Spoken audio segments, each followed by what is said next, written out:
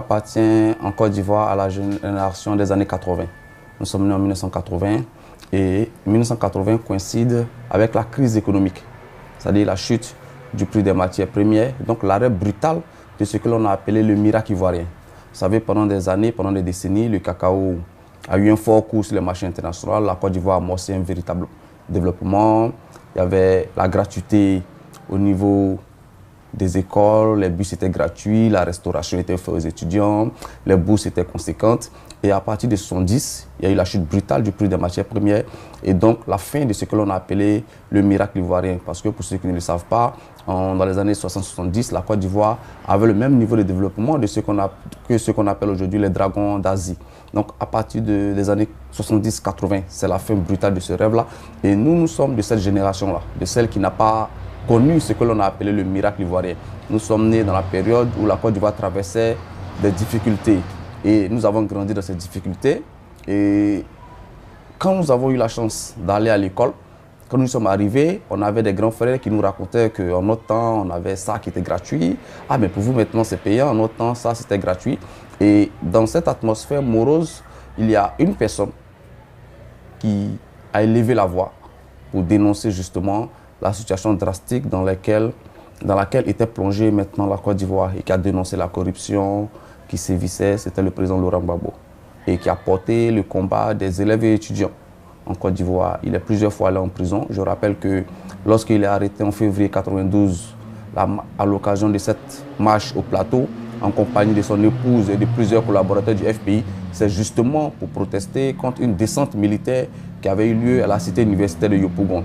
Donc pour nous, le président Laurent Gbagbo, c'est d'abord celui qui a épousé notre cause, qui s'est battu pour les élèves et étudiants de Côte d'Ivoire, qui a osé porter notre combat, qui a osé faire corps avec nous. C'est d'abord ça. Donc c'est d'abord cette dénonciation de la mauvaise gestion. Il y a aussi le combattant pour plus de liberté et de démocratie. Vous savez, avant 1990, en Côte d'Ivoire, il y avait le MEISI, qui était le mouvement des élèves et étudiants de Côte d'Ivoire. Et quand vous étiez élève ou étudiant, vous étiez obligatoirement membre du MEISI, qui était un démembrement du parti unique, le PDCI, le Parti démocratique de Côte d'Ivoire. Donc vous savez, madame, tous les planteurs de Côte d'Ivoire payaient obligatoirement la carte du MEISI. Et tous les fonctionnaires de Côte d'Ivoire étaient obligatoirement prélevés chaque fin du mois pour payer la carte du MEISI. Que vous soyez adhérent aux idées du PDCI ou pas, c'était le parti unique, c'était le parti État, et vous payez obligatoirement la carte. Et nous, les élèves et étudiants d'alors aussi, étaient obligés de payer cette carte qui remplaçait quasiment la carte nationale d'identité. Et il a fallu qu'un vent de liberté souffle sur la Côte d'Ivoire pour que les étudiants se révoltent et créer la Fédération estudiantine et scolaire de Côte d'Ivoire qui est venue mener le combat justement pour plus de liberté à l'école. Parce qu'on ne pouvait pas comprendre qu'à l'université, qui est le temple du savoir, les libertés sont embrigadées.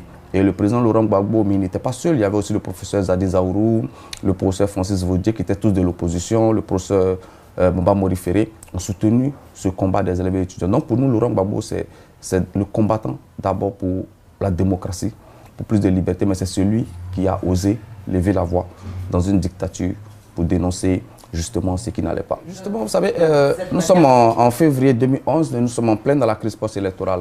Et donc, il y a l'Union africaine qui met en place un panel de chefs d'État pour trouver une issue pacifique à la crise. Parce qu'on a le président Laurent Gbagbo qui est investi légalement par le Conseil constitutionnel, donc qui est déclaré élu. Et nous avons M. Ouattara qui est au Golf Hotel avec, sous la protection de l'ONU et des policiers français et qui, depuis l'hôtel du Golfe, signe des décrets, interdit la vente des médicaments en Côte d'Ivoire, bloque le port, demande aux banques de fermer, tout ça. Et c'est dans ce contexte-là que l'Union africaine désigne donc des chefs d'État qui doivent venir en Côte d'Ivoire pour essayer de trouver une issue pacifique. Mais nous, jeunes de Côte d'Ivoire, et moi particulièrement, cela m'a choqué, que nous puissions avoir dans ce panel des personnes qui sont censées être indépendantes, un des acteurs de la crise en Côte d'Ivoire, qui est en l'occurrence M. Compaoré. Vous savez, c'est un secret de polichinelle que les rebelles ont été hébergés et se sont entraînés au Burkina avant d'attaquer la Côte d'Ivoire. Ils ont même eu des instructeurs burkinabés, ils étaient dans les camps militaires burkinabés. Et le président Laurent Gbagbo, en vue de ramener la paix en Côte d'Ivoire, a signé ce que l'on appelle les accords de Ouaga. C'est-à-dire qu'il a approché Blaise Compaoré pour qu'ensemble puisse trouver une solution. Et en lieu et place d'aider ce pays voisin et ami qu'est la Côte d'Ivoire a retrouvé la stabilité, M. Compaoré a plutôt œuvré à ce que Ouattara, qu'il soutient, prenne le pouvoir. Donc pour nous, M. Compaoré n'était pas neutre. Il n'était pas neutre. Et dès lors qu'il n'est pas neutre, il ne pouvait pas être un facilitateur dans la crise. De surcroît, pour nous, jeunesse ivoirienne, nous n'avons pas une bonne image de M. Compaoré. Voilà, nous, jeunesse ivoirienne, n'avons pas une bonne image de M. Compaoré parce que justement, M. Compaoré, c'est celui qui a interrompu brutalement la révolution burkinabé. Vous savez, quand le capitaine Thomas Sankara prend le pouvoir au Burkina, M. Compaoré est le numéro 2 de son régime et Sankara dérange. Il dérange aussi bien l'oligarchie financière, il dérange aussi bien ce que la jeunesse ivoirienne appelle les sous-préfets français en Afrique, et donc on décide de l'assassiner. Et c'est par Compaoré justement qu'on passe pour l'assassiner. Donc pour la jeunesse africaine, Compaoré n'est pas un exemple, ce n'est pas un modèle. Il n'est pas élu démocratiquement, alors il ne saurait siéger dans un panel qui est chargé de régler une question démocratique. Et comme nous sommes partisans de la lutte non violente, et comme nous sommes partisans de la lutte pacifique, nous avons réfléchi avec des amis, nous avons dit, bon, on ne peut pas l'empêcher d'arriver parce que c'est l'Union africaine qui lui donne mandat de venir. Mais au moins, on peut lui manifester notre mécontentement de le voir sur notre territoire. Donc nous sommes mobilisés, nous sommes rendus à l'aéroport. Chacun de nous avait pacifiquement des pancartes à l'effigie de Thomas Sankara pour rappeler qu'en lieu et place de Compaoré, nous aurions aimé avoir Thomas Sankara. En Afrique, en tout cas. C'est dommage que nous ayons hérité de Compaoré.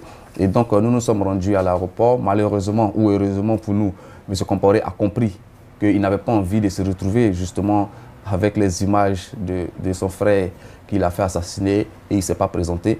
Mais pour nous, vous savez, je veux insister sur le fait qu'on a toujours mené des combats pacifiques.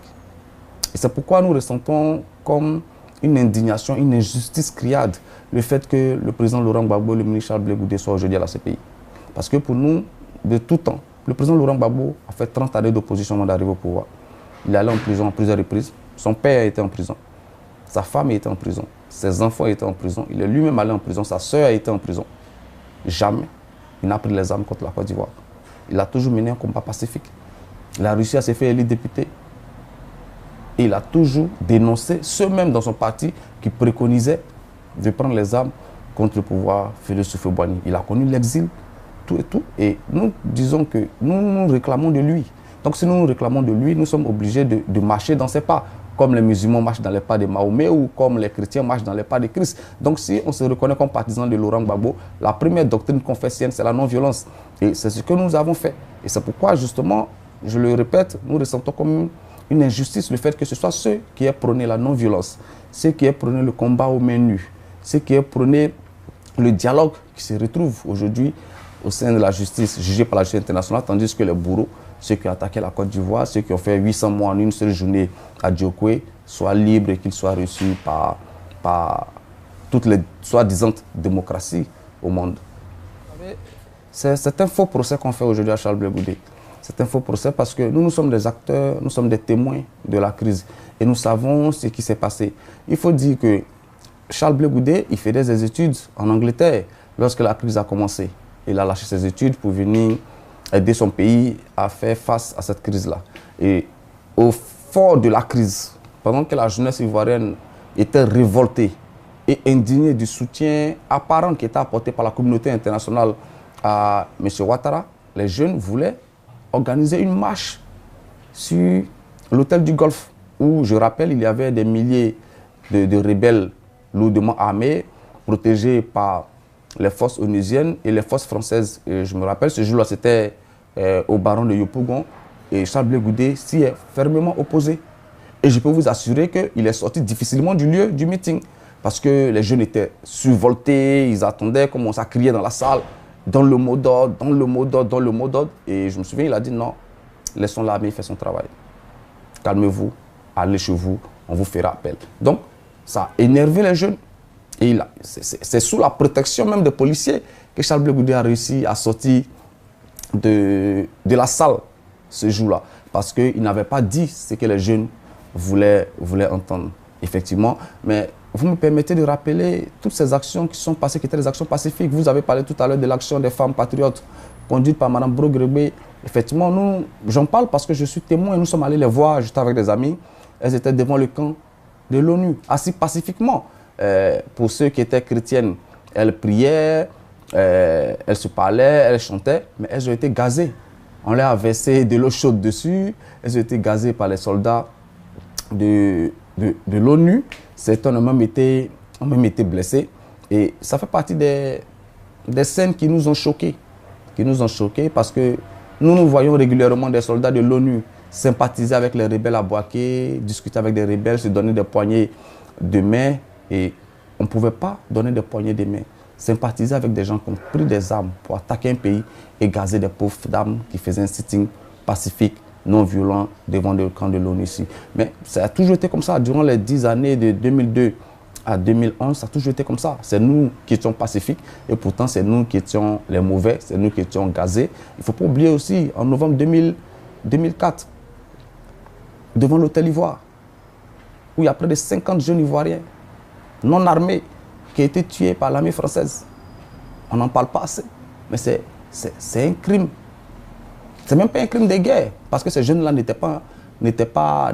faisaient pas la guerre. C'était des jeunes qui protestaient pacifiquement. Vous savez, madame, on a l'impression que les droits de l'homme sont à géométrie variable en fonction du fait qu'on soit blanc ou qu'on soit noir ou qu'on se retrouve sur un territoire européen ou on se sur un territoire africain. Vous savez, aujourd'hui, nous sommes en France et moi, je vois régulièrement des jeunes manifester violemment ici en France, casser des voitures de police, s'en prendre à des policiers, vandaliser des magasins, à la République notamment. On a quasiment, chaque mois, on a une manifestation violente ici en France de jeunes. Bon, pour des raisons que je ne juge pas, c'est de la politique interne, mais jamais on a vu un policier utiliser son arme pour tirer sur un de ces jeunes-là. Donc, pourquoi ce qui n'est pas acceptable en France est acceptable en Côte d'Ivoire? Là où on envoie l'armée qui tire sur des jeunes et qui fait 50 morts et des centaines de blessés. Et ça passe inaperçu dans les médias. Personne n'en parle. Et je suis sûr pourtant que si un seul policier avait usé de son arme pour tirer sur un manifestant en France, cela aurait provoqué un tollé comme pas possible. Donc on ne peut pas avoir des droits de l'homme à géométrie variable. Madame, il ne saurait pas y avoir des droits de l'homme pour les blancs et des droits de l'homme pour les noirs, ou des droits de l'homme pour les riches, ou des droits de l'homme pour les pauvres. Les droits de l'homme, justement, ils sont censés être universels. Donc dès lors qu'ils ne sont pas universels, ce ne sont plus les droits de l'homme, ce sont les droits des privilégiés, ce sont les droits d'une certaine catégorie de personnes au détriment des sans-voix. Vous savez, madame, justement, on parle beaucoup de ces barrages. Les barrages qui auraient été dressés par les jeunes patriotes pour se protéger. Mais l'histoire ne commence pas en Côte d'Ivoire. Et aujourd'hui, madame, nous sommes en France et j'aime bien prendre l'exemple dans l'histoire française. Aujourd'hui, ceux qui ont fait des barrages durant la Révolution française, ils sont érigés en héros en France, madame. Ceux qui ont fait des barrages durant ce qu'on a appelé, je ne sais pas si le mot est juste, la révolte des communes ici en France, ils sont érigés en héros. On les célèbre pour avoir fait des barrages, pour avoir fait tomber la dictature qui représentait pour eux la royauté, la monarchie. Madame, en France, on célèbre ceux qui sont allés à Bastille pour égorger un roi. Vous comprenez? En France, ici, on célèbre les résistants. On leur décerne des médailles pour avoir résisté à Hitler. Et on cloue au pilori ceux qui ont collaboré. C'est une honte aujourd'hui en France de dire que ses parents ont appartenu au régime de Vichy, madame. Donc pourquoi est-ce qu'en France, on célèbre les résistants? Parce que la France a une histoire de résistance. Pourquoi en France, on décore ceux qui ont fait des barrages? Et en Côte d'Ivoire, on voudrait faire passer ceux qui ont fait des barrages pour des miliciens, madame. C'est ça la question. C'est ça. L'histoire a ceci d'intéressant que rien ne se crée. Ce sont les mêmes actions qui se sont produites, qui se reproduisent. Donc en Côte d'Ivoire, effectivement, lorsque les rebelles attaquent, descendent du nord vers le sud et qui sont soutenus par l'ONU, le premier réflexe des jeunes dans les quartiers, c'est de s'organiser pour faire des barrages, pour protéger les populations. C'est d'abord ça. Parce que les rebelles avaient infiltré tous les quartiers d'Abidjan. On a vu comment ça a commencé à Abobo, où des armes ont été infiltrées dans la commune et on a eu ce qu'on a appelé le soi-disant commando invisible. Donc le réflexe des jeunes, madame, c'est de faire des barrages pour se protéger, pour protéger les quartiers des attaques. C'est d'abord ça. Et ensuite, ils ont fait des barrages parce que l'ONU ouvrait toujours la porte aux rebelles. C'est-à-dire quand l'ONU passait dans votre quartier, quelques temps après, les rebelles arrivaient. Madame, nous avons été témoins de scènes où des hélicoptères de l'ONU déposaient des rebelles dans certains quartiers. Donc les jeunes ont fait des barrages par réflexe pour se protéger. Mais ils n'étaient même pas armés, madame. Voilà, ils étaient menus. Et ces barrages étaient inefficaces. Mais vous savez, lorsque on est dans une situation ainsi, quand on aime son pays, quand on est souverainiste, quand on est patriote, on a envie de poser un pas, on a envie de se rendre utile. Donc les jeunes, effectivement, faisaient des barrages, mais ces barrages n'étaient pas efficaces. Des barrages faits avec des bois, qu'est-ce que cela peut faire face à des chars de l'armée française? Donc à plusieurs reprises, quand les chars arrivaient, ils écrasaient ces barrages-là et ils passaient. Mais au moins, ces jeunes-là, ils avaient l'impression d'être utiles pour le pays, de se battre à leur manière pour protéger leur famille, mais pour protéger aussi leur pays d'une invasion internationale. Donc, quand on parle des barrages, moi, je veux bien qu'on en parle, mais il faut que chacun, ceux qui critiquent les barrages ivoiriens, il faut qu'ils regardent dans leur propre histoire s'il n'y a pas de barrages. Et quelle est l'image qu'on a de ceux qui ont fait des barrages en France? Quelle est l'image de ceux qu'on a, de ceux qui ont fait les barrages en France? Moi, j'entends souvent des hommes politiques parler et ils sont fiers de dire j'étais dans les rues à telle époque, on a résisté, on a protesté, tout et tout. Ou mes parents n'étaient pas parmi les résistants, mon père était un résistant, tout et tout. Donc, pourquoi en France, on serait fier d'être résistant et en Côte d'Ivoire, on devrait avoir honte d'être résistant? Non, nous, la jeunesse ivoirienne, nous n'avons pas honte d'avoir résisté et nous n'aurons jamais honte de résister. Et c'est pourquoi, justement, nous avons décidé d'écrire ce genre de livres-là pour restituer les faits. Donc aujourd'hui, on veut nous faire honte. Vous voyez? On veut nous amener à nous régner.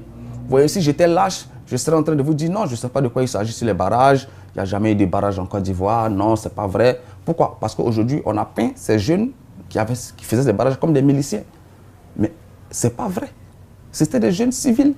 Certains de nos camarades qui habitaient dans les quartiers. Donc, madame, là, les Ivoiriens sont fiers de ceux qui ont fait les barrages, comme les Français sont fiers de ceux qui ont fait les barrages. Il ne saurait y avoir un barrage en France et un barrage en Côte d'Ivoire. Ce sont les mêmes barrages pour protester contre l'oppression. Moi, j'ai été surpris de voir que M. Ouattara, nostalgie de prendre le pouvoir, s'en prenait aux intellectuels. Dans aucun pays au monde, on attaque une université ou une résidence universitaire. Cela n'a pas de sens. C'est l'intelligentsia du pays, c'est l'avenir du pays. Mais en Côte d'Ivoire, pourtant, tous les rebelles prenaient possible l'université. Je suis bien placé pour en parler. Je résidais à la cité universitaire de Cocody. J'ai quitté la résidence universitaire pour me rendre à la maison. Mais comme j'y avais laissé mes affaires, je suis revenu quelques semaines après pour récupérer des effets que j'avais laissés dans ma chambre. Mais c'était la terreur. Mais vous imaginez une cité universitaire, c'est au bas mot 4 000, 5 000, 6 000, 7 000 personnes, y compris des femmes et des enfants. Et tous ces gens-là étaient obligés d'aller dormir au CHU de Cocody, qui n'est pas loin, donc aller dormir au CHU de Cocody la nuit, parce que tous les avions qui bombardaient la résidence présidentielle, parce que la résidence présidentielle, elle n'est pas loin de la cité universitaire de Cocody. Donc, c'est à partir de la résidence universitaire qu'ils bombardaient la résidence du président Laurent Gbagbo. Donc, vous imaginez le bruit des hélicoptères toute la nuit, mais c'était la terreur. Et quand moi je suis revenu, la cité universitaire était méconnaissable. Parce que, vous savez, madame, il y a dans les cités universitaires des étudiants qui n'ont pas de famille à Abidjan. Et quand on est en crise, il n'y a pas de transport. Donc ceux-là étaient livrés à eux-mêmes. Ils étaient obligés de rester en cité universitaire.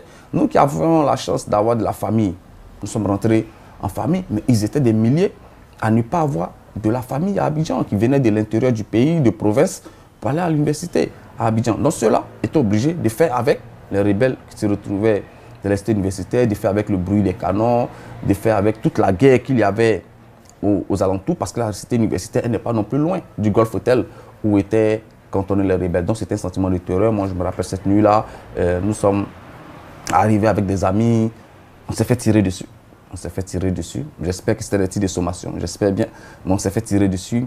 Après qu'on est rentré en cité, les camarades qui étaient là étaient obligés de s'organiser entre eux-mêmes pour se protéger, parce qu'on ne se connaît pas tous en cité universitaire. Donc justement, je raconte cela dans le livre.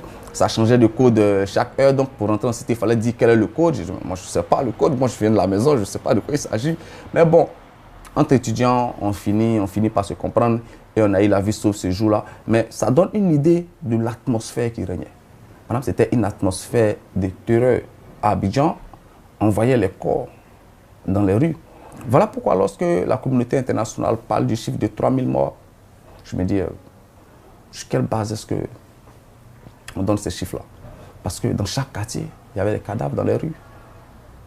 Et ça fait tomber aussi un mensonge qu'on a dit sur le président Laurent Gbagbo.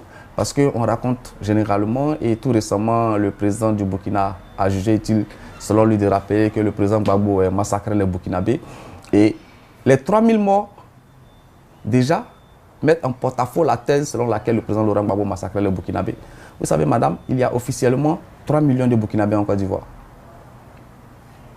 La Côte d'Ivoire, c'est 25 millions d'habitants. Selon les chiffres officiels, il y a 25% d'étrangers en Côte d'Ivoire. C'est-à-dire 25 sur 100 personnes en Côte d'Ivoire sont des personnes étrangères. Et selon ces mêmes chiffres, il y a officiellement 3 millions de Burkinabés. Mais tout le monde vous dira que c'est beaucoup plus en réalité parce qu'il n'y a pas un véritable contrôle de l'état civil. Et en général, les Burkinabés viennent en Côte d'Ivoire pour cultiver la terre, non pour pratiquer l'agriculture. Donc ils sont dans la partie sud du pays, la partie qui était justement la partie gouvernementale, madame. Vous comprenez? Et ils sont dans tous les villages, ils ne sont même pas en ville, parce que c'est dans les villages qu'il y a les champs. Et ils sont dans les villages dans la partie sud. En Côte d'Ivoire, il vous arrivera de trouver tout un village qui est peuplé uniquement de Burkinabés. Et donc si le régime du président Laurent Gbagbo, si le gouvernement du président Laurent Gbagbo avait planifié d'assassiner les Burkinabés, madame, je peux vous assurer qu'on aurait plus d'1 million de Burkinabés moi en Côte d'Ivoire. Mais jusqu'à ce jour, moi j'ai écrit la dernière fois au gouvernement burkinabé pour dire, bon, vous dites que Laurent Gbagbo a fait massacrer des Burkinabés, je veux bien, mais est-ce que vous pouvez nous donner le chiffre, le nombre de Burkinabés qui ont été assassinés durant la crise pour qu'on ait au moins une idée? Parce que lorsqu'on cible une population, les massacres doivent être énormes. Parce que si durant 10 ans, on a ciblé les Burkinabés, je peux vous assurer qu'on ne peut pas avoir 3000 morts, ce n'est pas possible. Avec 3 millions de Burkinabés, c'est que soit les Burkinabés se cachent très bien, ça n'a pas de sens. Vous savez, le deuxième mensonge que cela révèle, madame, vous savez, on nous dit Laurent Gbagbo a fait massacrer les Burkinabés. Laurent Gbagbo tuait les gens du Nord pendant 10 ans. C'est un xénophobe. Mais madame, quand la crise a commencé en 2002, pourquoi les populations du Nord ne fuyaient pas du Sud pour aller vers le Nord? Où il y avait les libérateurs, ceux qui sont censés les défendre. Mais au contraire, toutes les vagues qu'on voyait, c'était des gens qui quittaient le Nord pour venir vivre dans le Sud. Donc pourquoi on quitte la partie où règne la démocratie, où on a des révolutionnaires qui ont plus le pouvoir, où on a des hommes qui aiment la liberté, qui ont plus le pouvoir, et tout le monde fuit pour venir se réfugier sur le territoire où il y a les dictateurs qui règnent en maître?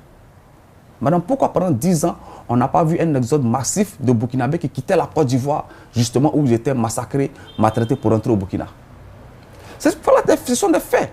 Et il faut qu'ils nous disent, ceux qui disent Laurent Gbagbo massacrait les gens du Nord, il faut qu'ils nous disent combien des gens du Nord ont quitté le Sud pour aller se réfugier au Nord durant la crise. Il n'y en a pas. Tout le monde fuyait le Nord pour se réfugier au Sud. Tous les Burkinabés étaient dans les champs. Ils ne sont pas rentrés au Burkina.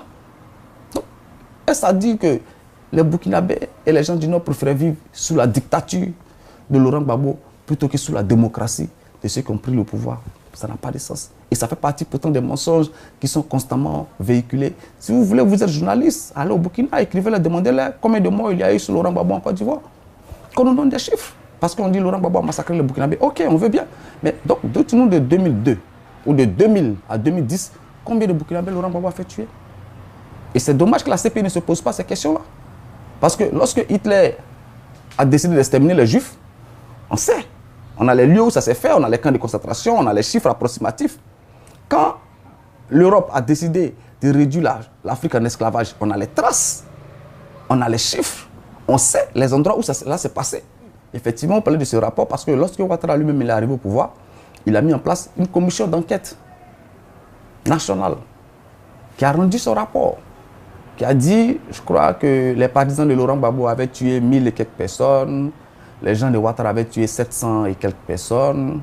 Ça, c'est Ouattara même qui a nommé sa commission d'enquête. On a dit soit. Donc, c'est-à-dire que si les gens de Laurent Gbagbo ont tué 1000 et quelques personnes, ils sont en prison, ils sont en train de payer pour ce qu'ils ont fait. Mais et ceux qui ont tué les 700 autres, où ils sont? Et jamais les conclusions de ces rapports n'ont été rendues publiques. Vous parlez justement du Premier ministre Konan Bani. On a mis en place la commission dialogue, vérité et réconciliation. Il a fini, il a rendu son rapport à M. Ouattara. Ce rapport n'a jamais été rendu public. Alors que c'était la première fois que toutes les victimes de la crise étaient entendues, des chefs traditionnels, des religieux, des organisations des droits de l'homme. Mais ce rapport, M. Ouattara l'a rangé dans un placard justement parce qu'il ne lui est pas favorable. Madame, en Côte d'Ivoire, ceux qui ont été massacrés, ce sont les partisans du président Laurent Gbagbo. Et cela ne date pas de 2010, madame, ça date de 2002. Quand en 2002, les rebelles ont attaqué le pays, et qu'ils ont occupé 60% du territoire. Mais si vous aviez une ethnie qui était supposée proche des partisans de Laurent Gbagbo, vous étiez fait prisonnier et détenu. Et je sais de quoi je parle. Moi, je passais régulièrement mes vacances à Korogo. Moi, j'avais de la famille à Korogo. Ma mère vivait à Korogo.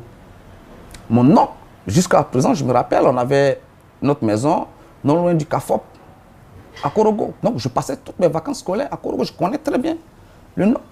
Et mes parents étaient dans le Nord lorsque la crise s'est déclenchée. Mes parents ne font pas de la politique. Vous comprenez? Je peux vous en parler, mais on sait ce que ceux qui étaient du Sud ont vécu au Nord. Par contre, donc, tous ceux qui étaient du Sud fuyaient le Nord.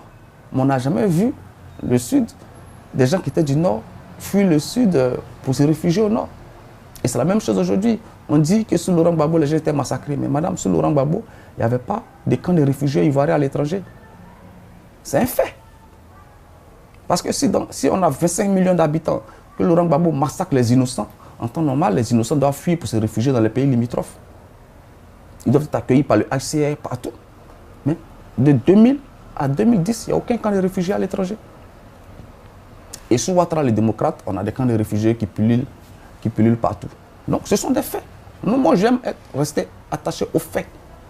Donc, si on nous dit que Laurent Gbagbo a fait massacrer des Nordistes, des gens du Burkina, au moins qu'on nous donne les chiffres, qu'on nous décrive le mécanisme, mais vous conviendrez avec moi que c'est faux. La preuve, c'est qu'aujourd'hui, la CPI peine à trouver des preuves, justement, pour le condamner. Effectivement, la presse française en particulier, mais la presse, ce qu'on appelle la presse internationale en général, ont joué un rôle néfaste dans la crise ivoirienne. Ils étaient souvent très loin de la vérité. On a souvent fait passer les bourreaux pour les victimes et les victimes pour les bourreaux.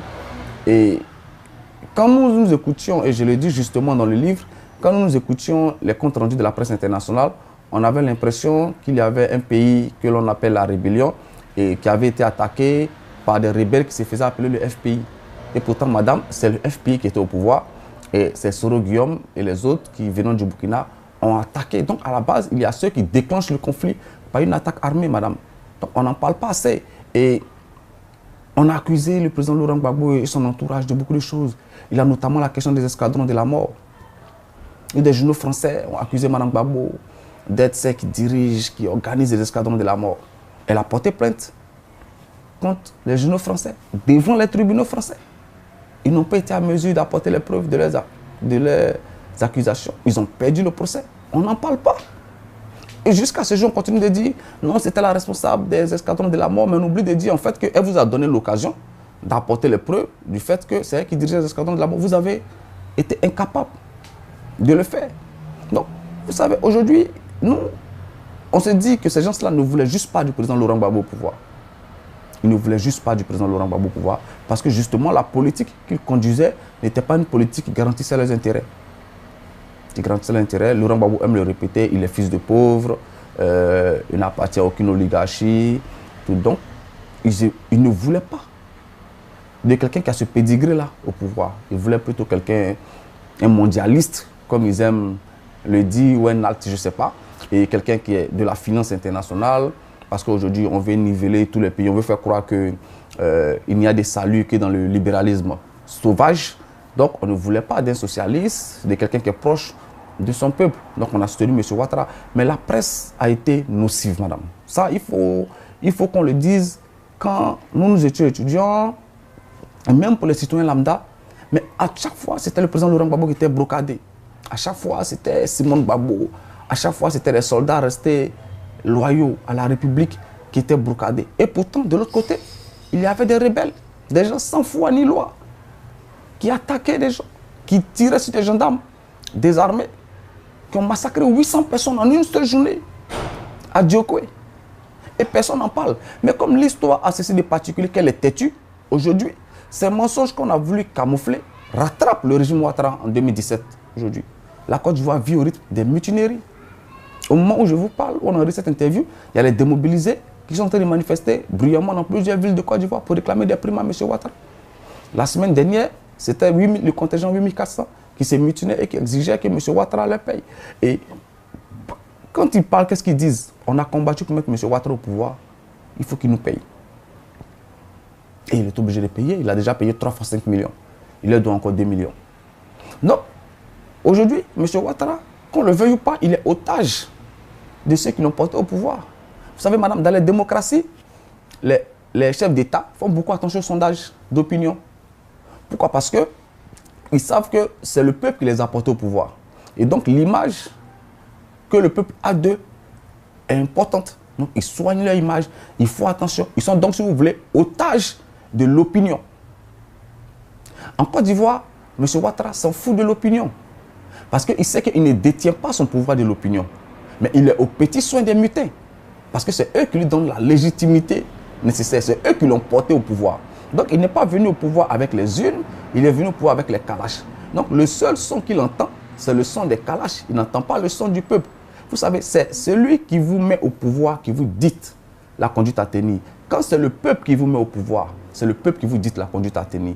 Quand c'est la communauté internationale qui vous met au pouvoir, c'est la communauté internationale qui vous dit la conduite à tenir. Et dans le cadre de M. Ouattara, malheureusement pour lui, il est aujourd'hui otage de ceux qui l'ont porté au pouvoir. Et malheureusement pour lui, ce n'est pas le peuple ivoirien, mais c'est justement ces mutins et ces démobilisés qui ont pris la Côte d'Ivoire en otage.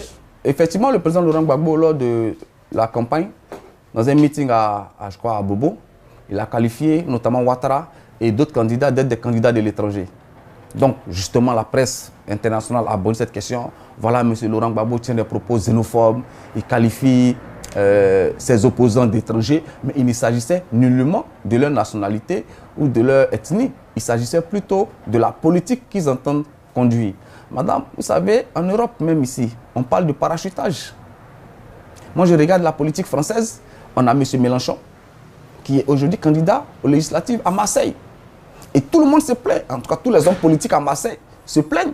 Il accuse d'être un étranger, d'être un parachuté. Est-ce pour autant que M. Mélenchon n'est pas français? Il est français.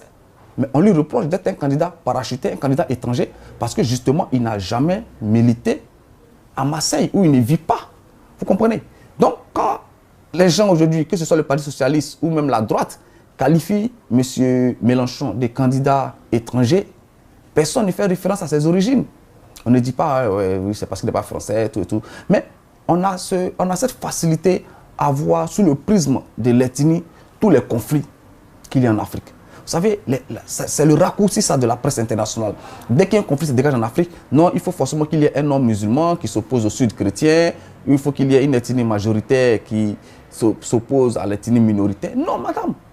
Les Africains vont à l'école, ils étudient, on a des universités, on lit des livres, on s'instruit. Donc on ne réfléchit pas par l'ethnie, on réfléchit en fonction de ce que chacun nous propose. Et donc quand M. Laurent Gbagbo dit Ouattara est le candidat de l'étranger, ça veut dire que Ouattara est candidat pour servir les intérêts étrangers. Là où lui, il est candidat pour servir les intérêts de la Côte d'Ivoire. Et ce qui se passe aujourd'hui prouve que M. Laurent Gbagbo avait raison. C'est le FMI qui fixe le prix du cacao. C'est le FMI qui fixe le prix de l'électricité en Côte d'Ivoire. C'est le FMI qui fixe le prix du carburant en Côte d'Ivoire. Maintenant, regardez, pendant que le prix du carburant est en train de chuter partout dans le monde, le FMI impose à la Côte d'Ivoire d'augmenter le prix du carburant. Donc, quand on a un pays où c'est le FMI qui fixe les prix, est-ce qu'on peut dire que ce président-là, ce n'est pas un président de l'étranger? Quand on a un président qui, en 6 ans, a fait près de 170 voyages à l'étranger, aux frais du contribuable ivoirien, est-ce qu'on n'est pas en droit de les qualifier des candidats de l'étranger? Quand on a un président qui est otage des mutins, qui est otage des soldats, qui même qu'il est en colère, il suffit qu'il tire, il est obligé de tout faire pour trouver les moyens pour payer. Est-ce qu'on ne peut pas le qualifier de candidat de l'étranger?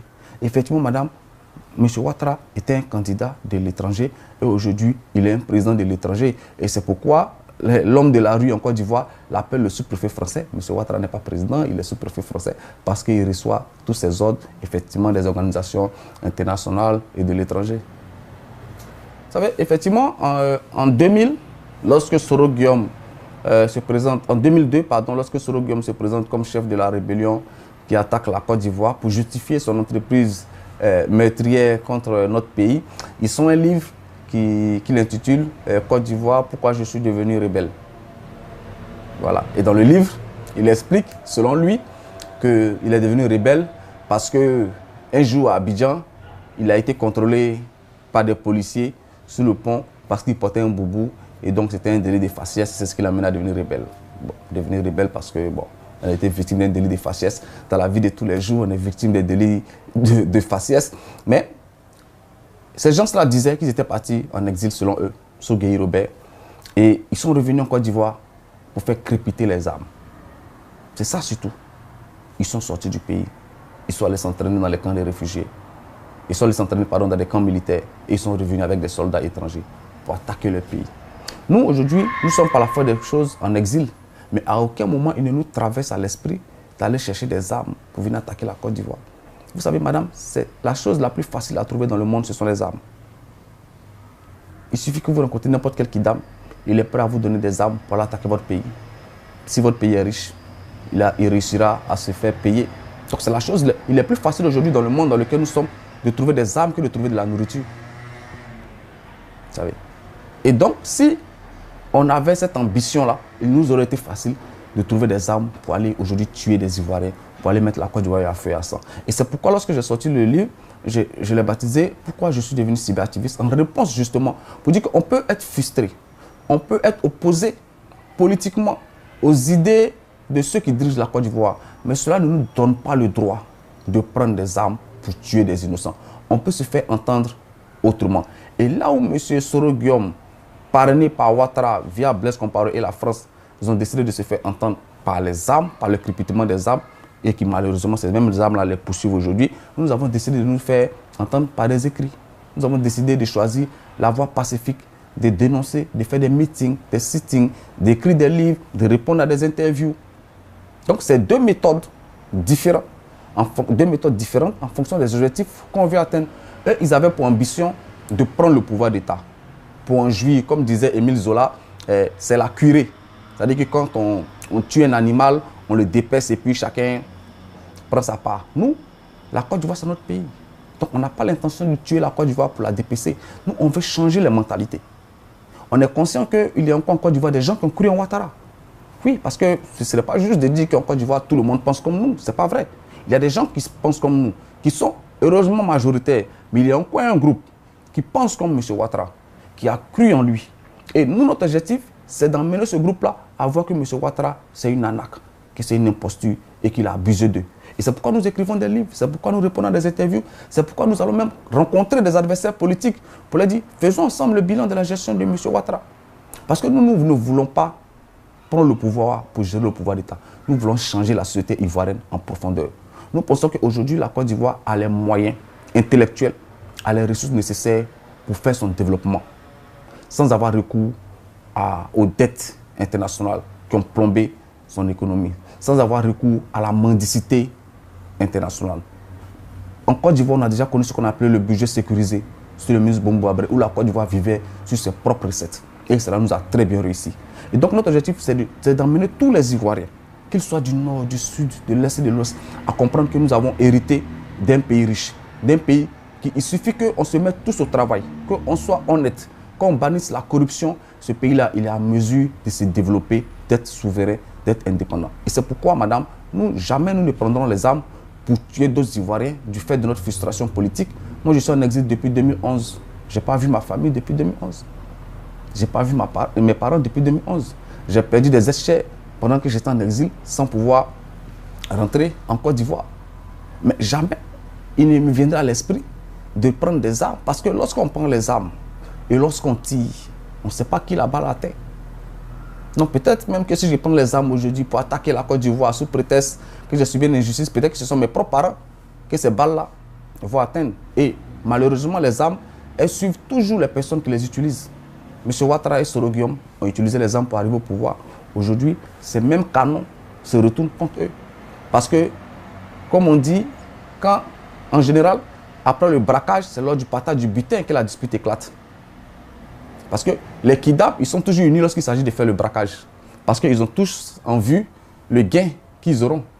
Mais lorsque le braquage est réussi, comme c'est le cas aujourd'hui en Côte d'Ivoire, qu'on a le butin, il faut maintenant se le partager.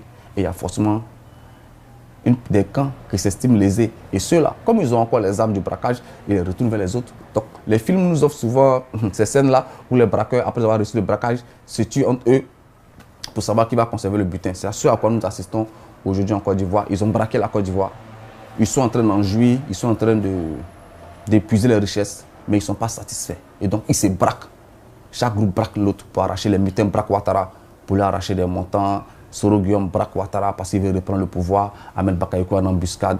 C'est la Côte d'Ivoire, c'est l'image que l'on a de la Côte d'Ivoire aujourd'hui. Et c'est vraiment dommage. Mais heureusement pour nous, les Ivoiriens, qu'ils ont braqué un bien qui n'est pas meuble. Voilà, c'est-à-dire que ce n'est pas une voiture. S'ils avaient braqué une voiture, ils auraient pu prendre la voiture et s'enfuir avec. Donc, ils ont braqué un bien qu'on appelle un bien immeuble. C'est un pays. Voilà, donc, ils ne pourront pas détruire la Côte d'Ivoire. Et c'est pourquoi nous nous battons pour ne pas que la Côte d'Ivoire soit détruite.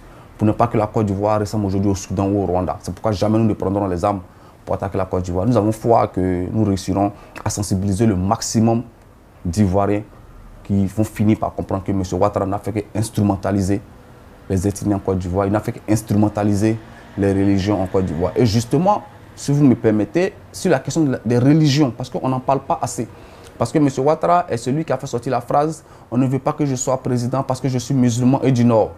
Et quand la presse internationale parlait du conflit en Côte d'Ivoire, on nous disait le Nord musulman contre le Sud chrétien. Madame, en Côte d'Ivoire, laissez-moi vous dire, il n'y a pas de Nord musulman contre le Sud chrétien. Madame, en Côte d'Ivoire, ceux qui sont les plus majoritaires, ce sont les animistes. Les gens ne le savent pas. Les gens ne savent pas que les Senoufos, qui sont au Nord, sont en majorité chrétiens. C'est pourquoi Soro s'appelle Guillaume Soro. Il n'a pas un nom musulman. Soro est chrétien. Vous savez donc, vous avez un gars qui est chrétien, qui dirige une rébellion soi-disant pour venger les musulmans. Ça n'a pas de sens. Donc, en Côte d'Ivoire, il n'y a pas un Nord musulman contre le Sud chrétien, madame, ce n'est pas vrai. En Côte d'Ivoire, le Nord est animiste, le Sud est animiste. En Côte d'Ivoire, un grand groupe de nordistes vivent au Sud, où ils vont à l'école, où ils viennent faire du commerce. Et il y a des sudistes qui vivent au Nord, où ils sont la majorité fonctionnaires. Madame, dans chaque famille du Sud aujourd'hui, il y a des gens du Nord. En Côte d'Ivoire. Donc, si vous décidez de tuer les gens du Nord, toutes les familles en Côte d'Ivoire seront endeuillées. Moi qui vous parle, ma tante directe, elle est du Nord. Je ne parle pas d'une tante éloignée. La petite soeur a mon père, qui est ma tante, qui m'appelle chaque jour ici, même pour savoir comment je vais prendre mes nouvelles. Je ne dirai pas son nom, on ne sait jamais. Mais elle est du Nord. Ça s'appelle Koné, au moins le nom de famille, je peux le dire. Ça s'appelle Koné, elle est du Nord, elle est musulmane. Donc, si aujourd'hui je me mets en tête de tuer tous les nordistes, je vais endeuiller des propres gens de ma famille. Donc cela n'a pas de sens. Et je vais endeuiller des gens de ma famille. Si je décide de tuer tous les musulmans, c'est-à-dire quoi? La logique voudrait que je tue ma tante et que je n'ai pas une Soro Guillaume. Parce que Soro Guillaume est chrétien. Ma tante est musulmane. Vous voyez que cela n'a pas de sens. Donc il faut qu'on arrête de lire les crises en Afrique sous le prisme de la religion ou de l'ethnie. Non. L'Afrique est un continent qui est en mouvement, qui est en mutation. Mais est-ce qu'on ne le fait pas exprès pour ne pas parler justement du fait que c'est une guerre internationale? Et oui. Donc pour cacher le fait que c'est une guerre internationale, une invasion soutenue par le Burkina Faso et je ne sais pas qui a quand même payé tous ces armes-là. Et donc... Mais vous savez, lire les crises en Afrique sous le prisme de la religion ou de l'ethnie, d'abord c'est voulu, mais c'est aussi le choix de la facilité et de la paresse intellectuelle. Vous savez, madame, durant la crise, tous les journalistes rédigeaient les papiers depuis les chambres d'hôtel. Rares sont ceux qui allaient sur le terrain. Donc tout le monde recopiait les dépêches de l'AFP. Et tout le monde reprenait les dépêches de l'AFP. Donc rares étaient les journalistes qui allaient au contact du terrain. Donc déjà, pour moi, c'est de la paresse, c'est de la négligence. Et quand on dit que les journalistes sont le quatrième pouvoir, il faut se poser la question de savoir en tout cas ce que la presse internationale fait de ce pouvoir qu'elle a. La deuxième chose, c'est aussi le choix, c'est aussi la volonté d'animaliser l'homme noir. Vous savez, madame, moi, je me refuse à penser que c'est seulement économique. Il y a une volonté d'animaliser l'homme noir, de lui nier sa capacité à réfléchir et à se déterminer seulement par les idées. C'est-à-dire que l'homme noir ne réagirait que par instinct. Il serait d'accord avec celui qui est de la même ethnie que lui et celui qui est de la même religion que lui. Et il serait en désaccord avec. Donc, c'est-à-dire que l'homme noir serait encore guidé en 2017 là, par l'instinct. Mais ce n'est pas vrai. Donc, il y a une vision voilée, raciste, qu'on n'avoue pas. Ensuite, il y a cette volonté de ne pas aller au fond du problème. La seule volonté de ne pas aller au fond du problème. Maintenant, ce qu'on n'accepte pas, c'est que les pays africains sont aujourd'hui en mutation. En mutation. Il y a de plus en plus d'intellectuels. Il y a de plus en plus de gens qui vont à l'école. Et ce qui était acceptable hier n'est plus acceptable aujourd'hui. Moi, je suis arrivé à l'université ici, je suis allé à l'université de Créteil. J'ai fait un master en communication. Je n'étais pas moins brillant que tous les autres étudiants de mon amphi. Je suis sorti major de ma promotion. Donc pourquoi je devrais accepter que le jeune blanc, excuse-moi, avec qui j'étais dans l'amphi, que j'ai battu et que j'étais major, que celui-là me commande demain au nom du seul fait qu'il serait né en Europe que moi je serais né en Afrique? Cela n'a pas de sens. C'est pourquoi nous disons que si tous les hommes sont égaux, il faut accepter que quand les Africains, quand il y a des conflits en Afrique, certes, on ne va pas le nier, il y a des questions de religion, il y a des questions d'ethnie, mais ce n'est pas ça qui est le fondamental. Ce pourquoi les Ivoiriens en veulent à Ouattara, ce n'est pas parce qu'il est musulman, ce n'est pas parce qu'il est du Nord, c'est parce que M. Ouattara a pris des armes pour attaquer la Côte d'Ivoire, tuant même aussi des gens du Nord. Et que par la suite, aidé par la communauté internationale, il a joué sur le fait qu'il y a l'analphabétisme qui est encore grand dans nos pays, donc pour faire croire qu'il défendait la cause des gens du Nord, des gens de sa religion. Mais madame, aujourd'hui, Ouattara au pouvoir, qu'est-ce que le Nord a obtenu? Les gens meurent toujours au Nord parce qu'ils n'ont pas d'argent.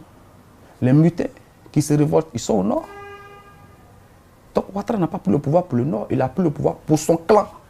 Et pour Bouygues, pour Bolloré, pour Sarkozy, voilà. C'est pour qui il a pris le pouvoir.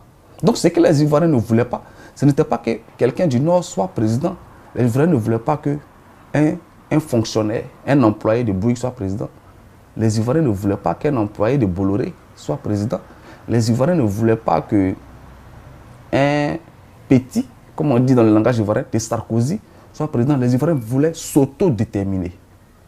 Et toutes les déclarations universelles reconnaissent le droit à chaque peuple à s'autodéterminer. Non. Pourquoi est-ce qu'on veut nous dire, bon, les Ivoiriens n'aiment pas les nordistes, mais les nordistes sont ivoiriens? Donc quand on dit les Ivoiriens n'aiment pas les nordistes, c'est en train de dire que les nordistes eux-mêmes ne s'aiment pas. Quand on dit les Ivoiriens sont xénophobes. Mais madame, nous sommes le seul pays, nous sommes le deuxième pays au monde qui a le plus d'étrangers. Le deuxième au monde. Regardez aujourd'hui en France, madame. Lors de la présidentielle, on a vu le débat sur l'immigration. Il occupait tous les médias. Les débats sur l'immigration, le Front National est même arrivé au second tour. Le Front National qui a fait de l'immigration, tous les candidats étaient obligés de se prononcer sur l'immigration. Madame, en France, ils sont à 3% d'immigrés. Et eux, ils veulent nous donner des leçons à nous qui sommes à 25% d'étrangers sur notre territoire. Et c'est nous qui n'aimons pas les étrangers. Ça n'a pas de sens. À 3%, vous faites déjà des débats nationaux sur l'islam, sur les étrangers qui envahissent votre pays, sur les immigrés qui viennent de Syrie, qui rempliraient vos pays, partout. Et vous nous reprochez à nous. Vous nous accusez, nous qui avons 25% d'étrangers sur notre territoire. Des gens qui prospèrent, d'être des xénophobes. Nous disons que c'est le monde à l'envers. Justement, moi je suis sorti du pays en avril 2011. Donc en avril 2011, je me retrouve au Ghana. Et à partir du Ghana, effectivement, justement, on commence à dénoncer ce qui se passe en Côte d'Ivoire. Malheureusement, je suis sorti sans aucune pièce d'identité. Et ce n'est pas évident pour pouvoir se déplacer. Et donc les amis me disent, non, il faut que tu trouves une pièce d'identité parce qu'on a besoin que tu te déplaces pour aller animer des conférences ou pour aller nous représenter dans certains endroits. Donc il te faut une pièce d'identité. Et donc on fait une demande de réfugié, une demande d'asile au Ghana. Ça traîne. Et donc ça nous retarde dans notre volonté de véritablement nous faire entendre. Je dis aux amis, écoutez, puisqu'en ce moment-là, je ne mettais pas encore mes photos sur Facebook. Donc j'étais un avatar, je dénonçais, mais je n'étais pas connu physiquement. Donc je leur dis, écoutez, moi je vais rentrer en Côte d'Ivoire, me faire établir mon passeport, et puis ça va se faire. Donc ils me disent, ok. Donc je fais le voyage par la route. Mais je constate effectivement que c'est un état policier qui est mis en place. Parce que même le chauffeur de taxi qui me prend pour m'envoyer à l'hôtel, parce que je ne suis pas allé à la maison, je suis allé directement à l'hôtel, il veut parler politique. Mais moi, je n'ai pas envie de parler politique parce que je ne sais pas à qui j'ai affaire. Et il se lance donc dans une... C'est une anecdote qui me fait assez rire quand je passe aujourd'hui, mais il se lance dans une critique acerbe de Ouattara, jouant celui qui regrette le président Laurent Gbagbo. Donc moi, je l'écoute. Et puis, au bout d'un moment, voyant que je ne réponds pas, je lui dis, mais je l'encourage, non, mais Ouattara est mieux. Et vers la fin, il finit par me donner raison. Donc, je comprends que son objectif, c'est de savoir quelle était cette personne qui embarquait dans son taxi, tout et tout. Mais ce sont ces gens-là, madame, vous savez, qui ont été utilisés pour combattre le pays. On a pris des soldats, des chauffeurs de taxi, des mécaniciens, à qui on a distribué des armes. Et aujourd'hui, tous ces gens-là qui ont perdu la vie à la guerre, ce sont les enfants qu'on appelle aujourd'hui en Côte d'Ivoire des microbes. Ces mineurs qui découpent des gens à la machette avec des armes blanches. Donc la criminalité en Côte d'Ivoire aujourd'hui a explosé parce que tout le monde a des armes. Lors des récentes mutineries, vous voyez, on a découvert des armes au domicile du protocole de Soro Guillaume. C'est-à-dire que sa maison est carrément une poudrière, des armes de guerre. Ouais. Donc aujourd'hui, les armes circulent en Côte d'Ivoire. C'est-à-dire qu'en Côte d'Ivoire, c'est le Far West. C'est le règne de celui qui est le plus armé. L'ONU m'a même dit que Soro Guillaume a stocké 300 tonnes d'armes. Bon, combien Ouattara en a stocké? Combien Ahmed Bakayoko en a stocké? Donc aujourd'hui, ces gens-là ont décidé de ne pas avoir recours aux voix du peuple ivoirien. C'est pour ça que quand les Ivoiriens pleurent de la cherté de la vie, ils s'en fichent. Quand les Ivoiriens pleurent à cause du coût de l'électricité, ils s'en fichent. Parce que pour eux, c'est celui qui a le plus de tonnes d'armes qui deviendra président. C'est ça la logique qui les guide. Donc chacun amasse des armes. Là où un homme politique normal fait des meetings, fait des sittings pour présenter son programme, pour partager une vision, ils amassent des armes. Donc c'est la course à l'armement. On n'en parle en rien, mais c'est ridicule. La Côte d'Ivoire n'a pas besoin de ça. La Côte d'Ivoire n'a pas besoin de ça. Et nous continuons de garder la foi. Parce que c'est momentané. C'est momentané et ça va passer. Aujourd'hui, on comprend de plus en plus que Ouattara est effectivement venu servir des intérêts étrangers et les Ivoiriens vont se sortir de ce cauchemar. Vous savez, effectivement, ça n'a pas de sens. Vous savez, moi, j'ai eu la chance d'assister à une réunion avec la première dame Simone Gbagbo. En pleine crise, je crois que c'était en fin janvier, début février. C'était au CNRD, qui était le Congrès national pour la démocratie et la résistance. Et justement, je me rappelle qu'il y a un jeune dans la salle qui avait dit « Non, mais distribuez-nous des armes, on va se défendre, tout et tout. » Elle a dit « Non, mais ce n'est pas votre rôle de prendre des armes. L'armée est là. » Et puis d'ailleurs, les armes, on n'en a même pas. Parce que la Côte d'Ivoire était sous embargo. Donc, les policiers, les militaires eux-mêmes n'avaient pas d'armes pour aller se défendre. Donc comment pouvait-on dans le même temps distribuer des armes à des civils? Ce n'est pas vrai. La Côte d'Ivoire, le président Laurent Gbagbo a plaidé de tout temps pour que l'embargo soit levé. Même si vous prenez l'accord de Ouaga, vous verrez qu'il y a un article qui demande à la communauté internationale de permettre à la Côte d'Ivoire d'acquérir des armes au moins de maintien de l'ordre public. Parce que même ça, la Côte d'Ivoire n'en avait pas. Pour maintenir simplement l'ordre public ou disperser les foules en cas de manifestation, la Côte d'Ivoire n'en avait pas. Parce que la Côte d'Ivoire n'a jamais eu une très grande armée. Et on venait de sortir de plusieurs tentatives de coup d'État successifs. Il y a eu le coup d'État de 1999, lors duquel les poudrières ont été vidées. Après cela, il y a eu plusieurs tentatives de coup d'État. Donc la Côte d'Ivoire n'avait pas d'armes. En tout cas, l'armée loyale n'avait pas d'armes. Donc, comment on peut ne pas avoir des armes et en distribuer aux civils alors que les militaires qui sont là et qui sont aguerris au maniement des armes n'en ont pas? Ça aussi, c'est un autre des mensonges qu'on a répandu justement pour entacher la crédibilité du président Laurent Gbagbo. Non, vous savez, depuis avril 2011, tous les partisans du président Laurent Gbagbo ont commencé systématiquement à être traqués. Aussi bien en Côte d'Ivoire qu'à l'étranger. Moi, si je parle de mon cas personnel, mais quand Ouattara a pris le pouvoir, je n'avais pas l'intention de quitter la Côte d'Ivoire. Je me suis dit, bon, je n'ai jamais appartenu au gouvernement du président Laurent Gbagbo. Je n'ai jamais été ministre, je n'ai jamais travaillé dans l'administration. J'ai soutenu le président Laurent Gbagbo comme tout jeune Ivoirien. Donc pourquoi j'aurais besoin de quitter le pouvoir? Mais c'était de la naïveté. Parce qu'effectivement, le 17 avril, les rebelles sont arrivés chez moi. Vous comprenez? Et ça, moi j'ai eu la chance aujourd'hui de m'en sortir, mais plusieurs jeunes ont perdu la vie dans ces conditions-là. Je ne parle pas des journalistes Sylvain Gailleto qui a été assassiné lâchement à Yopougon alors qu'il était chez lui. Et ce sont des centaines de jeunes qui ont été arrêtés, qui ont été emprisonnés dans ces conditions. Et ceux qui ont réussi à fuir le pays, Vous savez, demandez d'aller en Côte d'Ivoire, demandez tous ceux qui supportaient le président Laurent Gbagbo. Dès que M. Ouattara a pris le pouvoir, tout le monde on enterrait les t-shirts, on faisait des tours dans la maison et on enterrait tout ce qui était à l'effigie du président Laurent Gbagbo. Où on brûlait les t-shirts, où on les jetait, mais il fallait trouver le moyen de cacher le fait qu'on était partisans du président Laurent Gbagbo. Il fallait absolument éviter que les rebelles puissent vous trouver en possession d'un t-shirt, d'une casquette, à l'effigie du président Laurent Gbagbo. Il fallait même éviter d'être ressortissants du Sud pour certains. Parce que les rebelles étrangers qu'ils ont recrutés ne connaissent pas la Côte d'Ivoire. Et on leur a dit, bon, ceux-là c'est les bons, ceux qui ont tel nom, et puis ceux qui ont tel nom, c'est les mauvais. Donc quand ils arrivent, ils font feu. Ouais. Et c'est après, avril 2011. C'est quand M. Ouattara fait 800 morts. À Djokwe, il est déjà. On est dans la crise post-électorale, on n'est même pas en 2002. On est dans la crise post-électorale, 800 morts en une journée à Djokwe. Donc, et cette traque-là, on traque ceux qui sont en Côte d'Ivoire, donc on emprisonne beaucoup. Aujourd'hui encore, il en reste près de 300 en prison, qui sont les prisonniers politiques qui décèdent en prison dans des conditions drastiques. Non content de traquer les Ivoiriens qui sont encore en Côte d'Ivoire et d'en emprisonner beaucoup, M. Ouattara décide d'extrader tous ceux qui sont à l'étranger. On se rappelle encore les conditions humiliantes dans lesquelles le ministre Lida Kwasi Moïse a été extradé du Togo. Il y a le commandant Seka, il y a le commandant Abei, il y a le camarade Jean-Yves Dibopieux, il y a même le ministre Charles Blé Goudé. Et tout cela a été extradé du Ghana, mais dans des conditions humiliantes. On se rappelle de l'extradition manquée du ministre Awa Domelo. Il y a aussi celle ratée du ministre Katinan Kone. Donc M. Ouattara a décidé, si vous voulez, de faire taire tous ceux qui étaient susceptibles de défendre la cause du président Laurent Gbagbo. Donc il fallait les extrader et les emprisonner.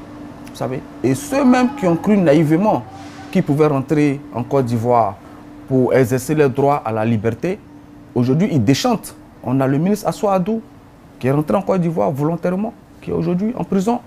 On a le ministre Hubert Oulay qui est aujourd'hui enfermé. Au moment où on a eu cette interview-là, on a nos camarades Justin Day Nestor qui sont des prisonniers d'opinion. Comment ne pas parler de Samba David, le président des Indignés de Côte d'Ivoire, qui a été arrêté, jugé, condamné à 6 mois de prison, qui a fini de purger sa peine et qui est encore en prison. Cela fait bientôt 2 ans qu'il est en prison pour quelqu'un qui a été condamné à 6 mois de prison. Aujourd'hui, madame, en Côte d'Ivoire, on a des gens qui ne sont pas jugés depuis 6 ans. C'est-à-dire qu'on est en détention préventive pendant 6 ans. Et c'est aberrant. Mais M. Ouattara, je l'ai déjà dit, il n'entend pas le langage de la raison. Il n'entend pas le langage de la paix. Il n'entend pas le langage du dialogue. Parce que ce ne sont pas des vertus qu'il partage. Il n'entend que le langage des armes. Et c'est pourquoi, lorsque ces mutins veulent lui réclamer de l'argent, ils utilisent les armes. Mais madame, ça fait 6 ans que nous appelons M. Ouattara, pour lui-même son bien, à mettre en place un dialogue politique inclusif. Et quand je le dis, les personnes de Ouattara me disent non, pourquoi? Je dis, mais c'est pour le bien de Ouattara. Pourquoi? Parce qu'on sait tous les conditions dans lesquelles il a pris le pouvoir. Et nous disons que M. Ouattara, aujourd'hui, malheureusement pour lui, il n'a pas de légitimité. Il est président, certes, mais il n'a pas de légitimité. Et la seule chose qui aurait pu lui donner de la légitimité, c'était de réunir ses opposants autour de lui pour dire, bon, c'est vrai, je vous ai vaincu militairement, mais venez qu'ensemble, on réfléchisse à l'avenir de la Côte d'Ivoire. Et cette action lui aurait permis de se libérer justement de l'emprise des mutins. Parce qu'aujourd'hui, en vérité, la Côte d'Ivoire n'a pas d'argent pour payer les mutins. Ouattara est obligé de s'endetter. Mais imaginez que ce soit une conférence nationale ou même un dialogue politique réunissant toutes les couches de la société qui, à la fin de la conférence, disent aux mutins, on ne peut pas vous payer. Donc, il n'y aurait plus M. Ouattara seul face aux mutins. Il aurait toute la classe politique ivoirienne et toute la Côte d'Ivoire face aux mutins. Mais aujourd'hui, lorsque les mutins attaquent Ouattara, certains Ivoiriens se réjouissent.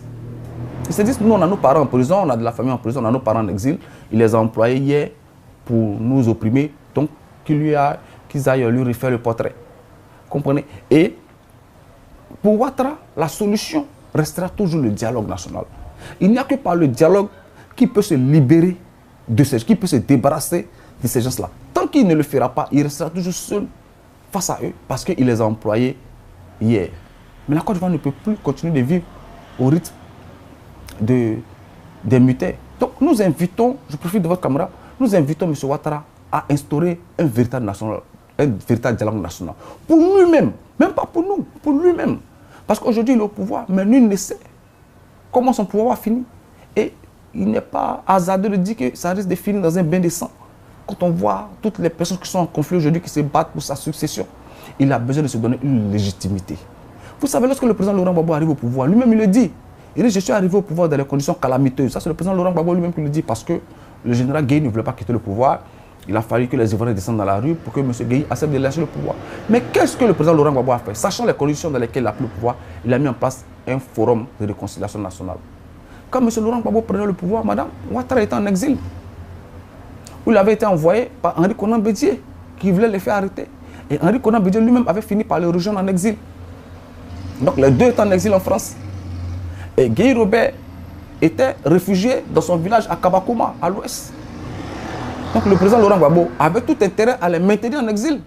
Puisque ce sont ses opposants politiques. C'est eux qui l'ont emprisonné hier lorsqu'il était dans l'opposition. C'est eux qui ont fait frapper sa femme et ses enfants hier lorsqu'il était à l'opposition. Donc il avait tout intérêt à les maintenir en exil. Mais les affaires revenues en Côte d'Ivoire. Et il a instauré un dialogue national.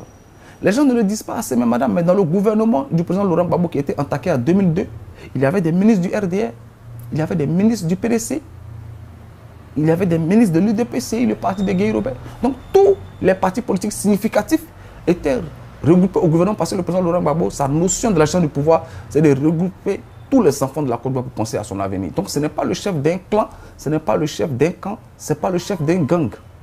Mais aujourd'hui, M. Ouattara fonctionne en chef de clan, il fonctionne en chef de tribu. Il n'y a que lui et ses proches qui jouissent, y compris sa femme, de la Côte d'Ivoire. Tandis que la grande majorité des Ivoiriens, y compris les gens du Nord, souffrent. Parce que, madame, lorsque le prix de l'électricité augmente, il n'y a pas le prix de l'électricité pour les gens du Nord et le prix de l'électricité pour les gens du Sud. Lorsque le prix du carburant augmente, il n'y a pas le prix pour les gens du Nord et le prix pour les gens du Sud, ou le prix pour les musulmans, ou le prix pour les chrétiens, le prix pour les animistes. C'est tous les Ivoiriens qui subissent. Lorsque le coût du cacao chute, il n'y a pas de prix spécial pour les musulmans ou pour les gens du Nord.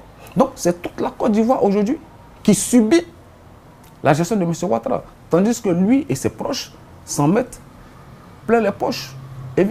Donc, il est bon pour lui-même Ouattara, pour éviter que son règne ne finisse de manière sanglante, comme cela semble s'envisager. Il est encore temps pour lui d'instaurer un véritable dialogue national, de libérer tous les prisonniers politiques, de favoriser le retour des exilés et pour une fois de se comporter en chef d'État et non en chef de clan. Aujourd'hui même la situation des droits de l'homme, elle n'épargne pas les hommes des médias. Au moment où nous lançons cette interview-là, il y a une loi qui vient d'être adoptée par le Parlement européen qui permet de mettre des journalistes en prison. Alors que, madame, la dépénalisation du délit de presse, elle a été faite par le président Laurent Gbagbo lorsqu'il est devenu président. C'était l'un de ses combats. Il disait à chaque fois, on ne doit pas mettre un journaliste en prison pour ses écrits. Et qu'il arrive au pouvoir, il a fait voter une loi qui dépénalise le délit de presse. Donc les journaux ne pouvaient écoper que d'une sanction financière ou d'une interdiction de parution, mais jamais mettre un journaliste en prison pour ses écrits. Aujourd'hui, M. Ouattara, le démocrate, vient de faire passer au forceps une loi dans son Assemblée nationale qui permet, madame, de mettre des journalistes en prison, soi-disant pour offense au chef de l'État. Et on ne sait pas qu'est-ce qui peut être considéré comme une offense pour le chef de l'État. C'est-à-dire peut-être que si je dis que M. Ouattara est très beau, si M. Ouattara estime que c'est une offense, j'irai en prison. Ouais. C'est grave. Sans compter que plusieurs journalistes ont été assassinés. En le cas de Sylvain Oué, qui a été assassiné à son domicile. J'ai parlé de Sylvain Gagneto, qui a été assassiné à son domicile. Aujourd'hui, plusieurs journalistes sont en exil. Comment ne pas citer Théophile Kouamouo, ce brillant journaliste en exil. Ils sont nombreux à être en exil. Donc la situation même de la presse, vous comprenez madame, c'est comme une anecdote, mais ça donne une idée. M. Ouattara fait campagne en Côte d'Ivoire, il est connu en Côte d'Ivoire comme quelqu'un qui s'appelle Alassane Dramane Ouattara. Il fait campagne lui-même en s'en faisant appeler Alassane Dramane Ouattara. Ses partisans l'appellent Ado, qui sont des diminutifs de son nom. Et tout d'un coup, il dit non, à partir d'aujourd'hui, tout journaliste qui m'appelle Alassane Dramane Ouattara sera suspendu, appelez-moi Alassane Ouattara. Oui, on est dans une dérive mais dictatoriale comme pas possible, quoi. C'est un peu comme Bokassa qui disait appelez-moi l'empereur. Et on envoie des photos officielles aux gens pour dire, bon, si vous devez parler du Premier ministre, utilisez cette photo. Toute autre photo que vous allez utiliser, vous serez sanctionné.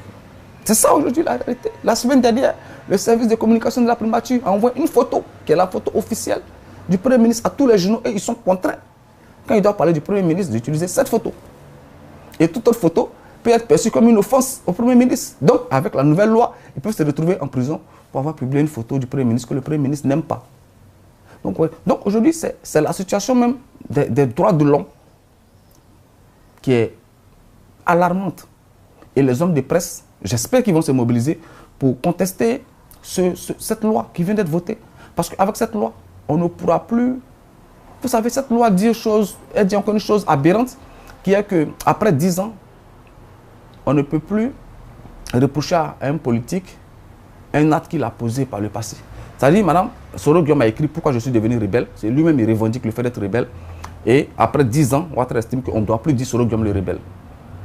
Parce que 10 ans sont passés, donc on n'a plus le droit. Mais la personne même est fière d'être rebelle, puisqu'elle-même elle a écrit un livre pour revendiquer son titre de rebelle. Et vous nous dites, non, on ne doit plus l'appeler rebelle. Donc, c'est-à-dire, si j'ai volé dans les caisses de l'État de Côte d'Ivoire, que j'ai été condamné, après 10 ans, on ne doit plus rappeler qu'à un moment donné de mon histoire, j'ai volé. Parce qu'ils veulent effacer de la mémoire collective le fait qu'ils ont pris des armes pour attaquer la Côte d'Ivoire. C'est surtout ça, cette entreprise. Parce que c'est devenu lourd à leur chevet. Ils font tout pour se débarrasser de ces habits de rebelles, pour se revêtir de manteaux de démocrates. Mais les Ivoiriens sont là pour leur rappeler que vous avez tué notre frère, vous avez tué notre soeur, vous avez tué notre père, et on ne peut pas oublier.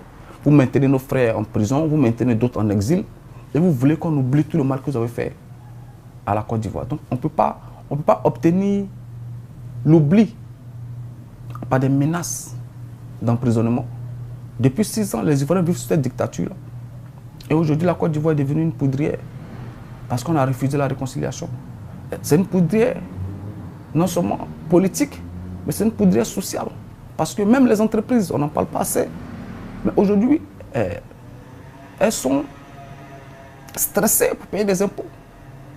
La pression fiscale sur les entreprises, elle est énorme parce qu'on a des problèmes de trésorerie. Parce que sur Ouattara, c'est les marchés que l'on se passe de gré à gré, où Bitogo rafle tous les marchés, où Bitogo à la fois construit les bâtiments, fait les caniveaux, construit les ponts, tout et tout et tout. Donc, il faut à un moment donné trouver les moyens de faire fonctionner la machine. Donc, on est obligé de faire pression sur les entreprises et les entreprises ivoiriennes. Alors qu'on exonère les entreprises étrangères d'impôts. C'est ça la réalité. On a des entreprises en Côte d'Ivoire qui ne payent pas d'impôts. Des entreprises étrangères qui réalisent des bénéfices des milliards qui ne payent pas d'impôts. Mais ouvrez une simple bistrot ou une petite boutique, vous l'Ivoirien, on vous fera payer des impôts. Aujourd'hui, on casse des quartiers précaires, sous prétexte qu'ils sont précaires, mais sans reloger ces personnes-là. Et on leur dit, en fait, on casse les quartiers, on dit, bon, débrouillez-vous. Mais on oublie que ces personnes résidaient là parce qu'elles n'avaient pas le choix, parce que personne n'aime vivre dans la précarité. Donc lorsqu'on casse un quartier précaire, on est censé trouver les moyens de loger ces personnes-là ailleurs. Mais ce sont des laissés pour compte. Ce sont les gens qu'on abandonne.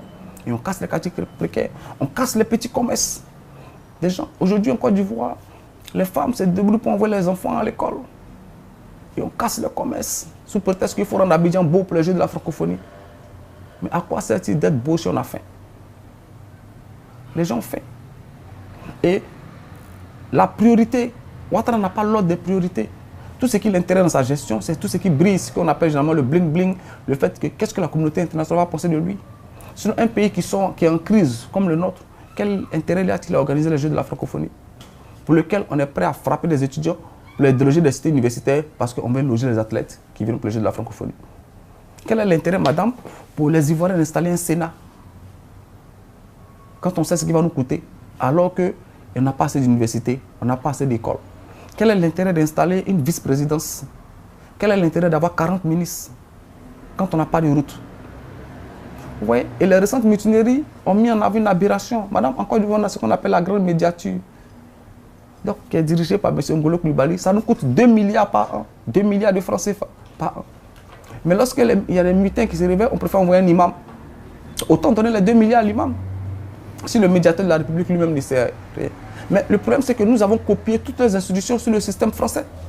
Donc on a reproduit, on a fait du copier-coller. Mais ce n'est pas adapté à notre réalité africaine. Et il faut avoir une réflexion qui va au-delà des partis politiques pour ça, pour réorganiser ces institutions-là. On a encore un conseil économique et social maintenant qui nous coûte 5 milliards par an. Mais ça fait 10 ans qu'ils n'ont pas produit une seule déclaration, le conseil économique et social. Donc c'est un garage où le président met ses amis pour les payer à ne rien faire. On a la commission électorale indépendante qui nous coûte 25 milliards à l'année, les francs CFA, pour nous produire des élections où on gonfle le taux de participation. Donc il faut au-delà même de Ouattara, penser à la nouvelle Côte d'Ivoire, une Côte d'Ivoire de nouvelle génération. Et cette réflexion-là, elle va au-delà des partis politiques, elle va au-delà des personnes. C'est une nouvelle Côte d'Ivoire que nous voulons voir. Une Côte d'Ivoire qui va entrer dans la modernité, mais avec ses spécificités. Parce qu'on parle souvent de mondialisation. Je dis bien, nous sommes pour la mondialisation, ok. Mais quand on va à la mondialisation, chacun envoie sa spécificité. C'est comme une caisse. Où on dit, bon, Madame Fagiolo, vous mettez 2 euros. Bon, écoutez, Steve Biko, vous mettez 1 euro. L'autre met 5 euros. Et puis bon, on prend tout ça et puis ça nous sert à nous tous. Mais si je n'ai même pas 1 euro à mettre, comment je vais à la mondialisation avec quoi? Donc aujourd'hui, on veut gommer les spécificités. La guerre, elle est économique, mais elle est aussi culturelle. On veut gommer notre spécificité. On veut que nous calculions le modèle français identique. Et on nous dit au nom de la mondialisation. Mais avec quoi on ira à la mondialisation? Les Français iront à la mondialisation avec la langue française. Ils auront la mondialisation avec le vin. Les Ivoiriens iront avec quoi? Donc on a besoin, tout en rentrant dans la modernité, de garder notre spécificité. Et c'est pourquoi il nous faut réfléchir à notre modèle de société. Il ne faut pas faire le choix de la paresse qui consiste à copier tout ce qui est en France. D'ailleurs, qui ne marche pas. Parce que la démocratie française, elle est malade.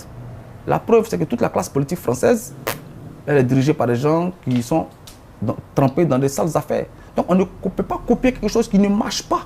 Donc on a le droit de réfléchir à notre propre vision de l'avenir de notre pays, tout en restant ouvert aux autres. Parce qu'il faut le préciser, nous n'avons pas l'intention de vivre en autarcie. Nous n'avons pas l'intention d'être fermés. Nous n'avons pas peur des étrangers. Nous voulons aller vers les autres, mais en étant nous-mêmes. Nous voulons rencontrer des Français, en gardant notre spécificité ivoirienne. Nous voulons rencontrer des Italiens, des Anglais, mais en ayant quelque chose à apporter et non tout apprendre des autres. Il faut que la mondialisation, il faut que ce soit un échange. Il faut que j'ai quelque chose à t'apporter, il faut qu'en retour je m'apporte quelque chose. Mais si on nous fait un lavage de cerveau, qu'on ait des copies ratées du système français, il faut craindre que personne ne veuille de nous à la mondialisation, puisque les Français y seront déjà. Pourquoi on aurait besoin de leur copie, de leur hologramme ou bien de leur copie qui n'est pas conforme. Donc, madame, il faut comprendre qu'à travers, et peut-être c'est ça qu'on va terminer, le combat du président Laurent Gbagbo, nous n'avons jamais eu pour ambition de tuer les étrangers, de chasser les étrangers pour vivre en autarcie. Nous nous définissons, madame, comme des souverainistes. Nous voulons que notre pays soit respecté. Nous voulons établir de la coopération avec tout le monde. Nous voulons avoir nos amis partout dans le monde. Et nous ne voulons pas que ce soit la France qui choisisse avec qui nous devions parler et avec qui nous ne devions pas parler. Nous voulons être souverains, nous voulons être indépendants. Parce que nous pensons qu'aucun pays ne peut se développer s'il n'est souverain. Aucun pays ne peut se développer s'il n'a la même mise sur sa monnaie. Aucun pays ne peut se développer s'il n'a la même mise sur son armée.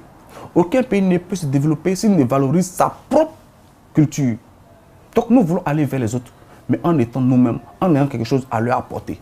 C'est ça le combat résumé, caricaturé que nous menons.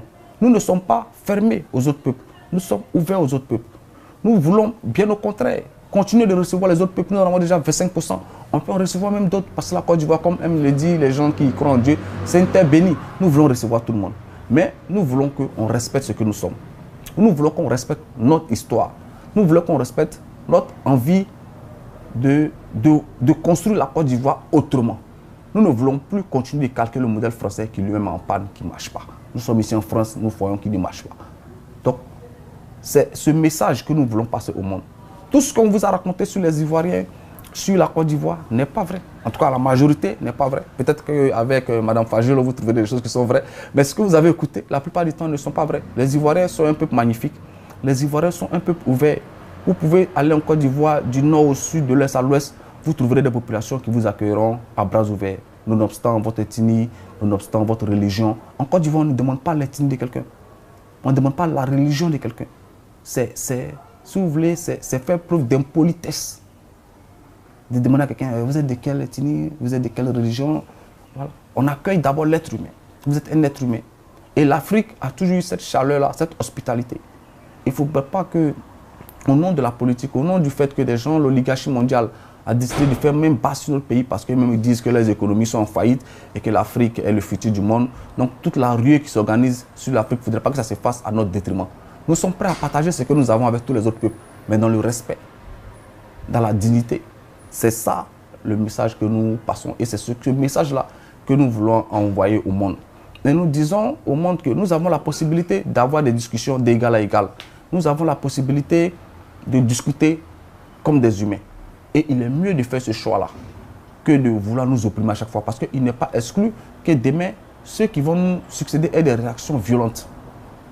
Aujourd'hui, on a des gens qui posent des bombes en Europe. C'est regrettable. Mais il ne faut pas seulement se fier à ça. Il faut aller à la genèse. Qu'est-ce qui peut pousser un homme à se mettre une bombe et aller s'exploser? Les hommes sont censés avoir l'instinct de survie. C'est quand un homme marche, que son pied cogne une embûche, son pied réflexe de retirer son pied et de regarder s'il n'est pas blessé. Tout être humain. C'est-à-dire que l'homme est fait pour pouvoir survivre. Mais qu'est-ce qui peut pousser quelqu'un à aller? C'est le désespoir. C'est la misère. Le désespoir n'est pas seulement financier, il est aussi moral, aussi psychologique. Il ne faut pas pousser les Ivoiriens, les Africains à bout.